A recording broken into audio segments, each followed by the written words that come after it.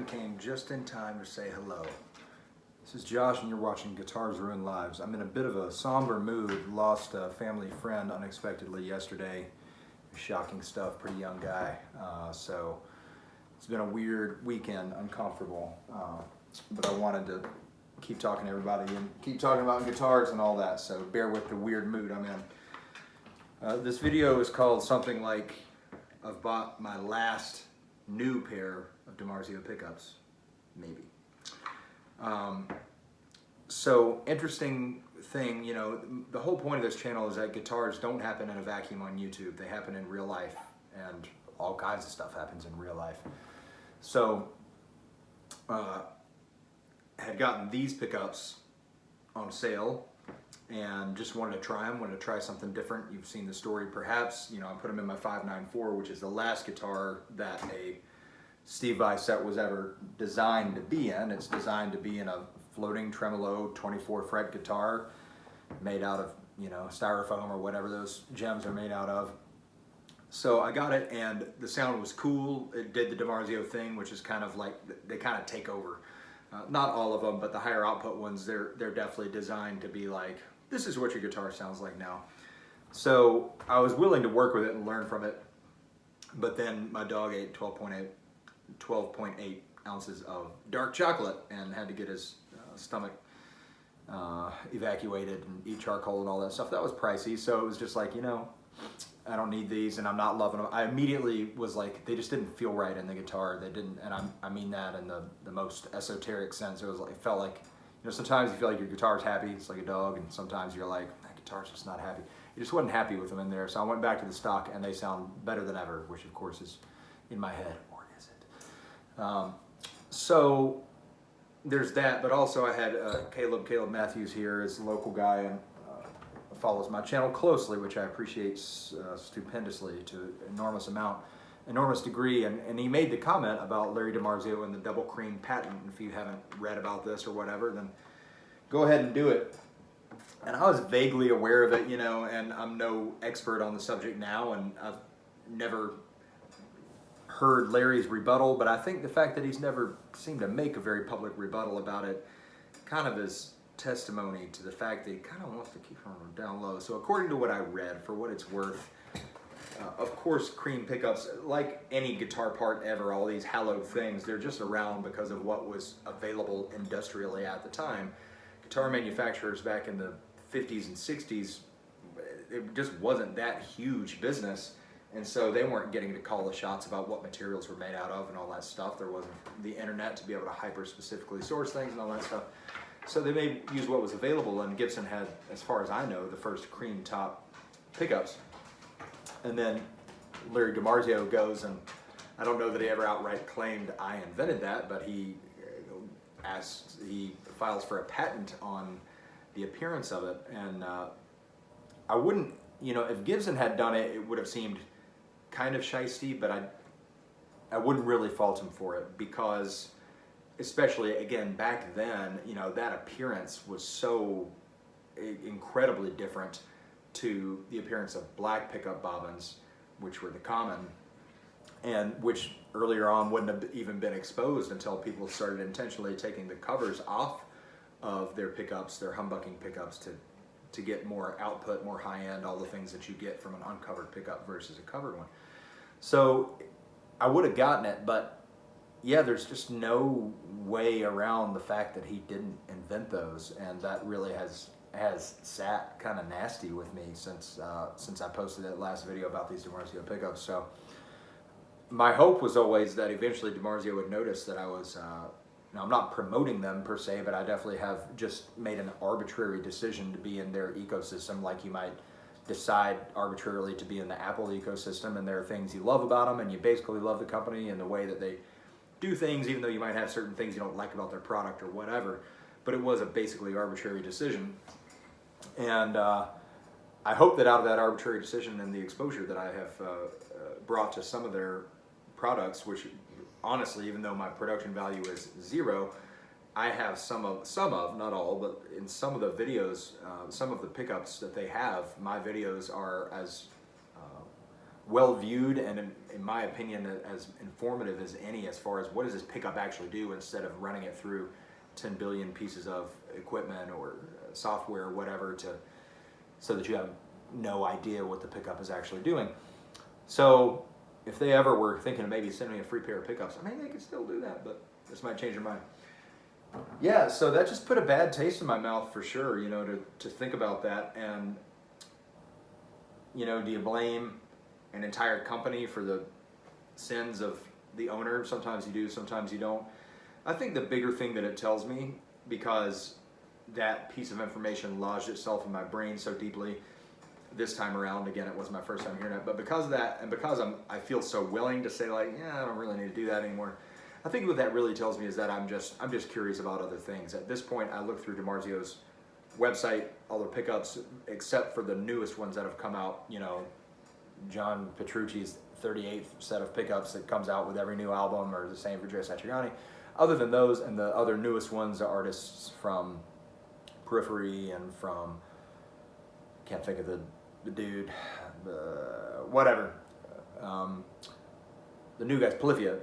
Other than those guys, I've tried oodles of them. I've tried a lot of the classic ones, I'll say, and the ones I haven't just aren't that interesting to me. So I think it's just time for me to do something different. The main thing I'm doing differently is not buying pickups, because I don't have a guitar that needs pickups anymore. I have this Paul's guitar here.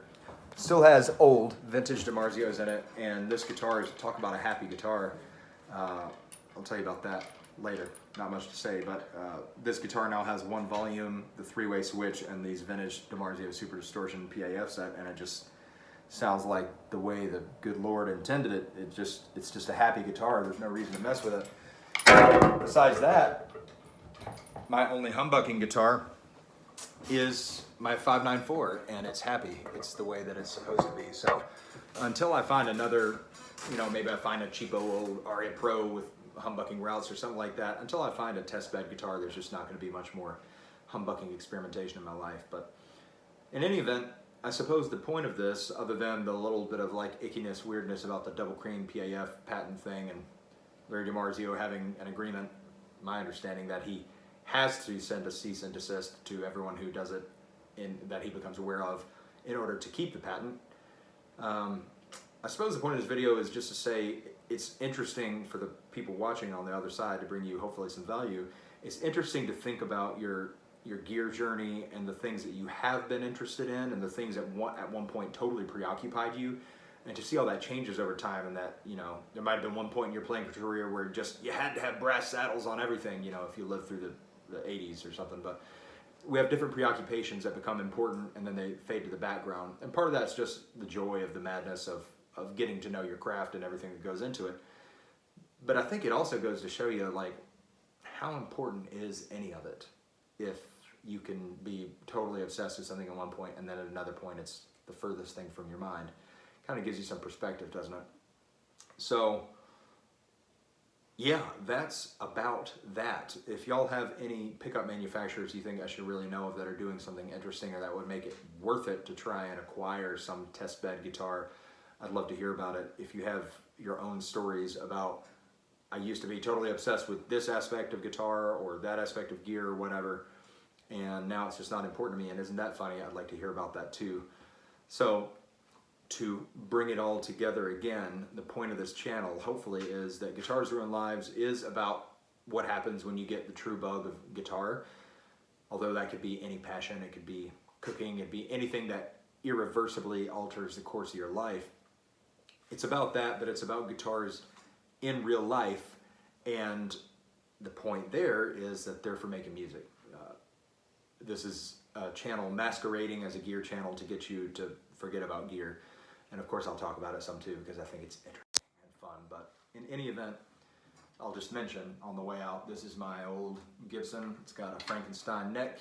It's got a good story that I wasn't there for because it's a lot older than I am, but one day I shall tell you that story as well. Appreciate all of you watching so much. Again, thank you for the recent comments. Let me know what would make this channel way better. All things that I already know and I want to get working on, and I'll be honest with you, it might be a good while before any of that happens. But that also goes to the point of this channel, which is, at one point, my handle on Instagram, not my handle, but my bio for Guitars Ruin Lives was musicianship in spite of the guitar, or something about perfection being the enemy of progress, etc. So this channel, I started making videos when I had an even worse camera phone than I have now. And I'm sorry, again, my brain is a little fried at this time, so this is more rambly than some of my other videos, which is saying a lot. My point was, I'm not gonna let that get in the way of the doing. I'm not going to let maybe somebody looking at it and being like, I can't believe, you know, the guy that commented one time like, oh my God, unacceptable, you can hear pick string noise when he's playing an amplified guitar, you know. I'm not gonna let that get in the way of making, because as much as, yes, if you have great content with excellent production value, that's better than great content without it. The fact is, production value in and of itself has no value. It's just not, it's nothing but, you know, fireworks.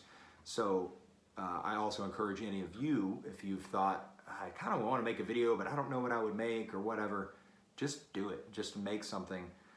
It can't hurt. You might get some asinine comments from people who have nothing better to do, at which point you just feel sorry for them and go about your day. But I think that you'll have an interesting experience. YouTube is not the best place to get a lot of traction these days. I've fought hard for my less than, you know, barely over 250 subscribers. I think I have 250 now over the past 5 years, and it's even harder to get traction now than it's ever been because the platform's just saturated. So there's tons of platforms. I've been fighting hard for 250 subscribers here for 5 years. I've been on TikTok posting 3 to 5 videos a day for about 4 months, and I have almost 7,000 followers there. So it just goes to show you it's a supply and demand game. So if you want to make it just to make it, post it wherever you want. If you're wanting to post something to start and gain a little bit of traction, maybe just for attention, for people to have awareness of who you are and what you do, there's, you know, new platforms all the time. TikTok right now is a great place to post for organic, and it's not just for 13-year-old kids. It's for everybody's, absolutely. Just the way that Instagram is not just for photographers, Facebook is not just for college students. They're all just platforms. It's a blank canvas. You put whatever you want on there. So that was an unintended ramble, and I'll make another video soon about social media, which is nothing more than our slang term for the current state of the internet. So thank you all for watching. Thank you for putting up with my rambling. And if you've tuned out, I sure don't blame you. Guitars Ruin Lives. Don't you forget it, and we'll see you next time.